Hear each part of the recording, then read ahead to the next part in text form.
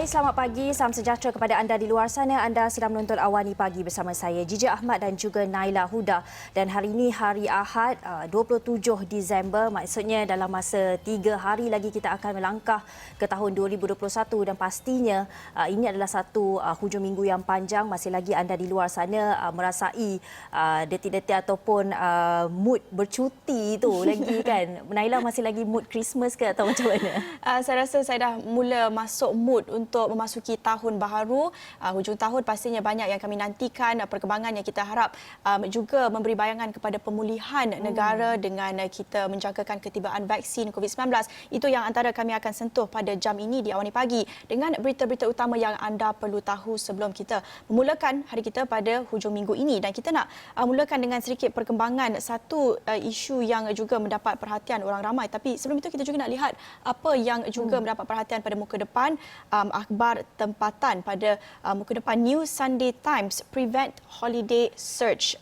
Dalam kita menceritakan mood holiday ketika ini pula saranan daripada pakar-pakar kesihatan yang bimbang dengan orang ramai merentas sempadan negeri dan juga ramai yang juga pastinya mengambil kesempatan pada musim percutian ini untuk bercuti, tetapi dalam masa yang sama perlulah jaga SOP dan kekal berwaspada dengan situasi COVID-19 ketika ini. Ya, saya tahu di luar sana ramai yang mengambil kesempatan untuk membawa keluarga anda. Kalau kita cakap keluarga tu termasuklah anak-anak bersama untuk pergi bercuti. Dalam masa yang sama anda sebagai ibu bapa perlu ambil satu inisiatif ataupun satu waspadakan diri yang sangat tinggi ketika ini dalam pada kita berdepan dengan pandemik COVID-19. Dan sebenarnya dalam muka hadapan akhbar NST tadi ada satu berita yang saya kira memang mendapat perhatian sejak akhir ni mengenai isu kartel daging yang mana kerajaan sendiri daripada Kementerian Hal Ehwal Agama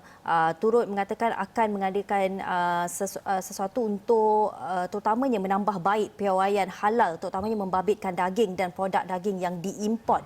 Itu kata Menteri di Jabatan Perdana Menteri Hal Ehwal Agama, Datuk Seri Dr. Zulkifli Muhammad Al-Bakri, yang berkata beliau akan melihat termasuk bagaimana negara pengeksport memperolehi pensijilan halal ke atas semua produk yang hendak dieksport ke negara ini. Katanya kita kena periksa juga macam mana mereka berurusan. Saya akan cuba tengok dari semasa ke semasa dengan pihak halal, bahagian pengurusan halal JAKIM. Kita cuba untuk memaskinikan dengan lebih mendalam isu-isu seperti ini. Dan itu yang dikatakan beliau ketika ditemui pemberita semalam. Dan kalau kita cakap mengenai isu kartel daging ini, media sebelum ini ada melaporkan mengenai kegiatan kartel menyeludup daging sejuk beku dari China, Ukraine, Brazil dan Argentina sebelum membungkus mula daging berkenaan menggunakan logo halal di sebuah gudang di Senai dekat Johor. Dalam masa yang sama, isu ini apabila didedahkan, kita juga perlu tahu di mana ataupun siapa end buyer daripada daging-daging ini, dan kerana ia akan pergi kepada customer atau pelanggan itu sendiri, tetapi maklumat itu masih lagi belum didedahkan, Naila. Ya, pasti ramai yang menyambut baik inisiatif yang ditunjukkan daripada Menteri di Jabatan Perdana Menteri Hal Ehwal Agama, dan kalau kita lihat ini menyentuh tentang isu yang pertama dilaporkan Sinar Harian dan juga New Straits Times sebelum ini melaporkan tentang kartel daging ini yang bukan saja membabitkan aspek pengguna, tapi tentunya apa yang disentuhkan di sini adalah tentang gejala rasuah. Sekali lagi kita lihat semua perkara lah, saya kira di Malaysia ini ada sahaja isu rasuah, termasuklah makanan kita sendiri. Dalam rantaian makanan kita pun terdapat gejala rasuah, memang tak boleh nak elak.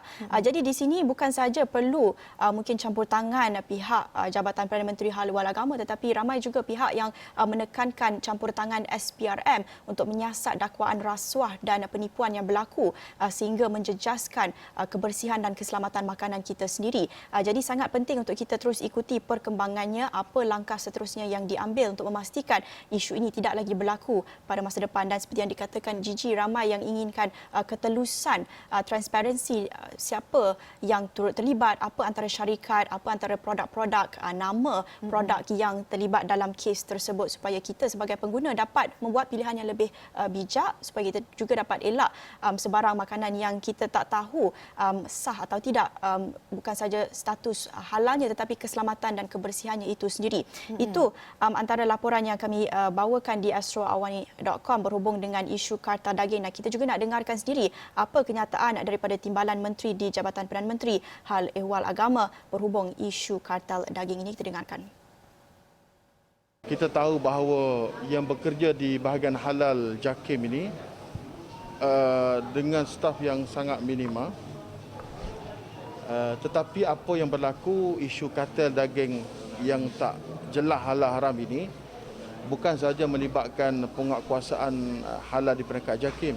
Dia melibatkan Kementerian KPDN SCP, dia melibatkan penguatkuasa negeri-negeri. Jadi insya-Allah lepas daripada ini kita akan perkukuhkan lagi enforcement terhadap kelulusan ataupun kebenaran untuk mendapat CJ halal ini untuk memastikan bahawa rakyat dalam negara kita benar-benar mendapat daging import yang benar-benar halal dan thayyibah. Itu yang dikatakan oleh Timbalan Menteri di Jabatan Perdana Menteri Hal Ehwal Agama Ahmad Marzuq Syahari yang mengakui seliaan halal berdepan dengan kekurangan kaki tangan dan bahagian agama Jabatan Perdana Menteri JPM bersedia untuk menambah kaki tangan katanya dalam menyelia berkenaan dengan halal ini, tapi saya kira ia sudah 40 tahun dilakukan. Mengapa perkara ini tidak disedari? Kerana kalau 40 tahun itu rasanya banyak special report kalau daripada media, tetapi bagaimana pihak media pun tidak menyedari perkara ini, malahan mereka yang berkenaan dengan perkara ini, dan sekaligus ia perlu diatasi ataupun diperbaiki dengan lebih segera ketika ini. Ya, itu salah satu cadangan yang dikemukakan untuk menambah jumlah pegawai ataupun anggota untuk mungkin meningkatkan kewasliaan terhadap isu kartel daging ini. Tetapi saya kira perlukan satu penyelesaian yang lebih mendalam, bukan saja menambah lagi anggota pegawai kerajaan untuk melihat isu ini. Sekiranya isu sistemik itu masih lagi ada, iaitu isu rasuah, isu penyeludupan, isu penipuan, penyelewengan itu masih lagi ada. Apa gunanya kalau kita tambah lagi orang tetapi isu sistemik itu masih lagi ada yang telah pun melangkaui 40 tahun. Jadi di sini sebenarnya memerlukan penyelesaian yang lebih mendalam, melihat kepada isu-isu akar yang saya kira agak penting juga untuk kita lihat dalam laporan Ketua Audit Negara sebelum ini, banyak menimbulkan persoalan tentang mungkin kebocoran ataupun isu penipuan dalam jabatan kerajaan, agensi-agensi. Mungkin kita juga akan dapat lihat apa langkah susulan yang lebih tegas membabitkan agensi lain yang di luar agensi-agensi yang telah pun terlibat ketika ini. Mungkin juga perlu membabitkan SPRM misalnya. Dan kita juga nak lihat laporan lain yang juga mendapat perhatian pastinya baru-baru ini. Ramai yang terus mengikuti kisah S. Ganesh sekeluarga di Pulau Pinang yang kita tahu terpaksa tinggal dalam keretanya selepas rumahnya musnah dalam kebakaran sejak 8 bulan lalu, tinggal dalam kereta. Dan ini satu berita positif, tidak perlu lagi tinggal dalam kereta. 5 beranak terima rumah PPR. Selepas nasib S. Ganesh sekeluarga menjadikan kereta sebagai kediaman mendapat liputan meluas media, Kerajaan Negeri Pulau Pinang akhirnya meluluskan permohonannya untuk mendapatkan sebuah unit kediaman projek perumahan rakyat PPR. Tiada apa yang mampu diungkapkan pengawal keselamatan berusia 34 tahun itu selain bersyukur dengan keprihatinan yang ditunjukkan banyak pihak. Bukan saja pihak kerajaan tetapi sebelum ini pastinya lagi banyak mendapat perhatian selepas Abid Liu juga salah seorang yang tampil menyalurkan bantuan kepada beliau, dan kita seperti yang ditimbulkan ramai pihak sebelum ini tidak mahu sahaja ingin lihat bantuan pertolongan ini disalurkan hanya selepas mendapat perhatian media. Ini salah seorang daripada ramai lagi rakyat Malaysia yang terkesan lagi-lagi di tengah pandemik COVID-19 ini yang memerlukan bantuan, memerlukan permohonan untuk rumah PPR ini. Selain bantuan lain diluluskan segera, bukan saja perlu ditekankan media dan juga figura-figura terkenal Abid Liu, tetapi tidak perlu ditekankan, perlu datang dari inisiatif kerajaan sendiri. Ya, dalam masa yang sama, Kementerian juga perlu melihat bagaimana pemberian seseorang itu untuk menduduki rumah PPR, lebih-lebih lagi untuk kes seperti S. Ganesh ini. Mereka kehilangan, satu keluarga ini kehilangan rumah kerana kebakaran, dan itu satu perkara yang saya kira kecemasan yang tidak dirancang. Dan bagaimana untuk kes-kes seperti ini kementerian boleh memberi terus pertolongan, bantuan secara segera tanpa perlu untuk meminta ataupun melalui banyak birokrasi yang perlu dilalui oleh Ganesh sendiri, iaitu selama 8 bulan sebelum mereka sekeluarga mendapat rumah PPR itu sendiri. Tapi dalam masa yang sama kita perlu melihat juga bagaimana mereka ini individu persendirian yang membantu orang-orang seperti S. Ganesh, mereka yang susah ini, bagaimana mereka lakukan pemberian bantuan itu secara segera. Itu mungkin kita boleh belajar, kementerian boleh belajar mengenai perkara itu agar di masa hadapan dengan kita berhadapan dengan pandemik ini, kita tahu ramai yang di luar sana mempunyai masalah ekonomi, dan ketika ini bagaimana boleh membantu mereka secara segera, itu yang paling penting. Dan bercakap mengenai rumah PPR ini ada satu pengumuman yang dilakukan oleh Kementerian Perumahan dan Kerajaan Tempatan KPKT yang bakal memperkenalkan dasar pembangunan semula perumahan awam bagi membolehkan rumah baru yang lebih selesa dibina menggantikan kediaman yang sudah terlalu lama. Dan Menterinya Zuraida Kamarudin berkata menerusi dasar itu, rakyat terutama golongan B40 dapat mendiami rumah yang lebih besar dengan kemudahan-kemudahan lengkap berbanding rumah lama yang sedang didiami mereka. Rumah yang berusia 30 tahun tu kita akan robohkan dan membuat perumahan baru. Kaedah ini lagi bagus kepada pemilik, kerana jika kita bina rumah baru, mereka akan dapat rumah yang lebih besar. Ini isu mengenai PPR juga sudah sekian lama. Ramai pihak juga mengutarakan mengenai perkara ini. Pertama, mengenai saiz rumah PPR itu sendiri yang kecil dan hanya disediakan 2 bilik saja untuk satu keluarga. Bayangkan kalau ada anak lebih 3 orang, bagaimana lelaki dan perempuan takkan nak share satu bilik kan. Dan sekarang ini adalah masa yang saya kira sudah terlambat sangat untuk membuat ini, tetapi perlu disegerakan kerana di luar sana kalau PPR itu masih dilakukan dalam saiz yang sama, ia akan mewujudkan lebih banyak masalah-masalah sosial di kemudian hari seperti yang kita dapat lihat pada hari ini. Ya, ini mungkin salah satu hikmah pandemik COVID-19 yang mana pandemik ini menjelaskan lagi banyak masalah dan isu yang telah lama wujud dalam negara kita. Antaranya rumah PPR yang bersaiz kecil, yang kita tahu banyak temu bual yang kita adakan bersama mereka yang tinggal dalam kawasan PPR ini. Pastinya mereka tertekan, dan apabila PKP dilaksanakan, mereka terpaksa berkurung di rumah, lagi-lagi di PPR yang bersaiz ruangnya sangat kecil.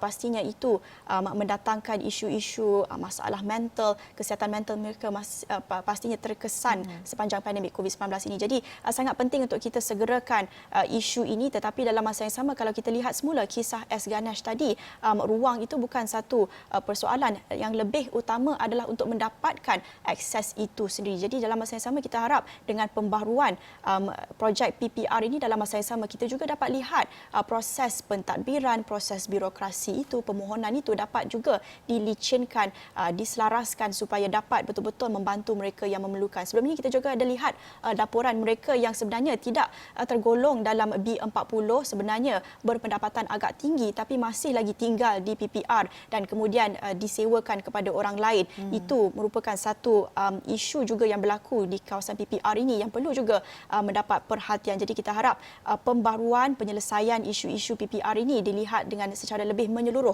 bukan saja superficial melihat kepada saiz, kecantikan, tetapi isu mendalam, birokrasi dan sebagainya. Jadi itu antara laporan yang kami bawakan di astroawani.com. Selepas ini kita juga pastinya nak menceritakan tentang situasi COVID-19 yang semalam negara merekodkan kes tertinggi setakat ini, dan kita akan bawakan laporan itu selepas kita berhenti seketika, kembali selepas ini.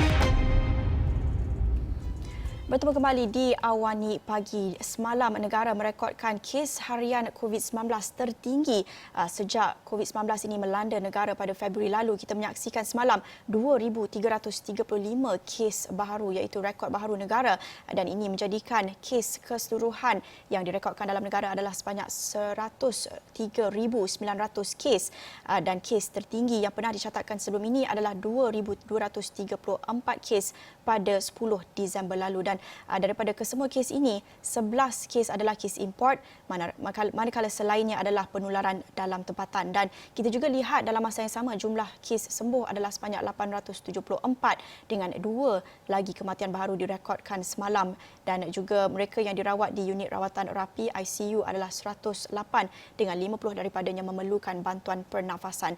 Ini satu peningkatan yang sangat besar dan kita sebenarnya telah pun menjangkakan angka kes positif dalam negara ini akan terus kekal tinggi dalam masa yang akan datang apabila kita masih lagi menyaksikan program saringan COVID-19 giat dijalankan ke atas pekerja-pekerja dengan banyak lagi kluster yang dikesan di tempat kerja antaranya tempat tapak binaan dan sebagainya dan kita juga kalau kita lihat antara unjuran yang dilakukan institusi antarabangsa mengunjurkan angka ini akan terus meningkat sehinggalah tahun depan. Jadi kita sebenarnya tak boleh nak bergantung sangat kepada vaksin yang kita juga tak pasti sama ada kita akan dapat bekalan sepenuhnya buat seluruh rakyat Malaysia ataupun 80% pun tak pasti lagi ketika ini. Jadi sebenarnya kita masih lagi perlu kekal berwaspada. Yang apa yang ditimbulkan pakar sebelum ini kita lihat PKPB, PKPP sebenarnya tak banyak beza pun. Kita lihat ramai yang mengambil kesempatan untuk keluar, merentas sempadan. Mungkin ini juga bukan saja diletakkan tanggungjawab itu pada rakyat tetapi komunikasi kerajaan itu juga penting. Apa sebenarnya strategi ketika ini dan melangkah ke tahun baharu ini? Apa strategi kita untuk memerangi pandemik COVID-19 ini?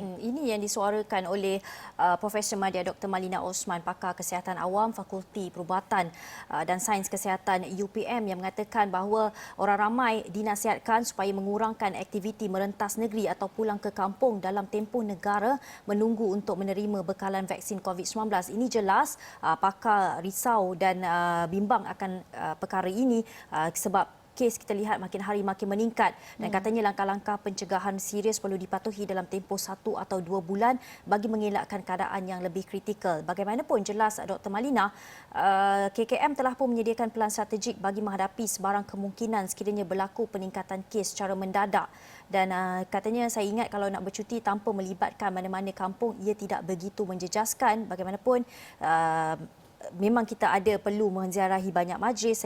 Katanya perlu ditangguhkan selari dengan persediaan negara dalam tempoh 1 atau 2 bulan untuk menghadapi kemungkinan berlaku peningkatan kes secara mendadak. Dan dalam perkara ini, saya kira setiap orang perlu memainkan peranan ataupun tanggungjawab sendirilah masing-masing. Naila, kalau keluar pergi ke mana-mana tu, anda sendiri yang perlu menyediakan hand sanitizer, peralatan mask, penutup muka itu sendiri sebagai langkah berjaga-jaga untuk anda dan keluarga sekiranya keluar merentas negeri dan sebagainya. Dan dalam masa yang sama kita lihat bagaimana KKM sendiri sekarang ini sedang bersiap sedia berjaga-jaga sekiranya peningkatan ini akan terus menaik kerana kita tengok trend ketika ini ramai yang merentas negeri mengambil peluang bercuti dan melawat sanak saudara.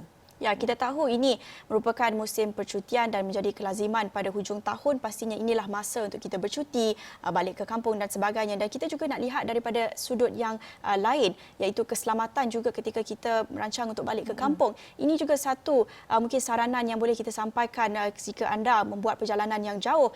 Pastikan anda memastikan kenderaan anda itu selamat untuk digunakan untuk perjalanan yang jauh. Ini kami nak lihat kisah tragedi 16 September apabila 3 pelajar college meninggal dunia akibat terhidu gas karbon monoksida dan ini kisah salah seorang mangsa yang terselamat, Nur Akilah Muhammad Safwan, yang menceritakan tentang tragedi hitam meragut nyawa kembar dan 2 rakannya pada 16 September lalu dan kata Nur Akilah malam itu katanya kehilangan pasangan kembar dan 2 sahabat karibnya, satu kehilangan yang meninggalkan kesan amat mendalam dalam hidupnya.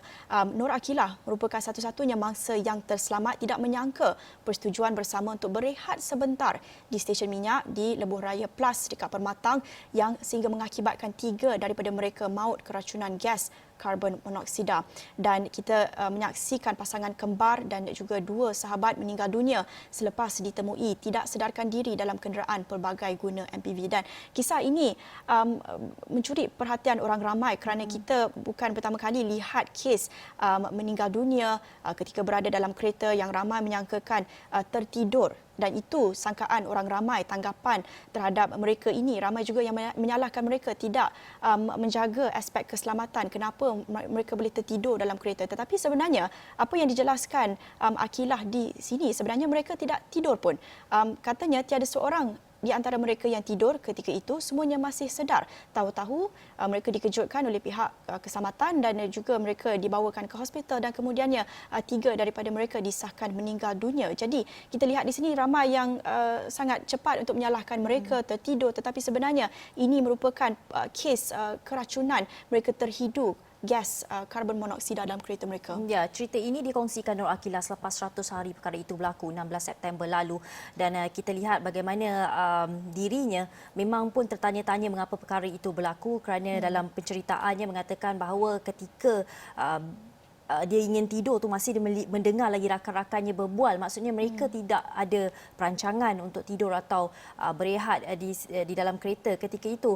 Dan dalam masa yang sama kalau kita lihat balik kes ini, menurut laporan kenderaan yang dinaiki 4 sahabat itu mengalami kebocoran di bahagian exhaust kereta hasil pemeriksaan seorang juruteknik dan pemeriksaan mendapati berlaku kebocoran pada bahagian exhaust yang mengeluarkan bunyi dan bau asap yang sangat kuat. Dan kebocoran itu menyebabkan mangsa tidak sedarkan diri kerana terhidu gas yang keluar dan masuk ke dalam kereta. Dan kita pun dah tahu laporan berdasiasat juga memaklumkan bahawa mereka yang meninggal dunia, 3 sahabat itu disebabkan terhidu gas karbon monoksida hingga menyebabkan kegagalan pelbagai organ. Yang pastinya kisah ini begitu memilukan bagaimana seorang sahabat kehilangan sahabat-sahabatnya dalam sekelip mata tanpa tahu bagaimana sedar-sedar berada di hospital, dan pastinya pendedahan ini kita harapkan memberi pengajaran kepada mereka yang lain dan bagaimana kita boleh elakkan perkara ini untuk berlaku di masa hadapan. Ya, perkara ini boleh berlaku kepada sesiapa sahaja. Jadi kepada anda yang merancang untuk membuat perjalanan jauh pada hujung tahun ini, ingin balik kampung ataupun bercuti dan sebagainya,